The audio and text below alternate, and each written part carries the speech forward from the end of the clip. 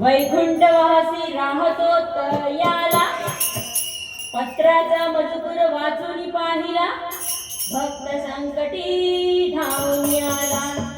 ये वेळी वाकुडी सेवा माझी मान्य करून प्रभू घेशील काय?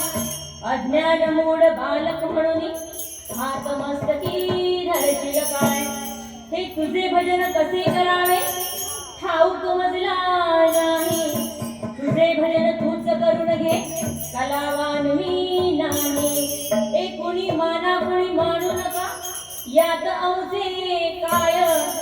भगवंताची सर्व लेकरे एक पिता आणि एक माय, आणि एक पिता एक माय, एक पिता आणि एक माय.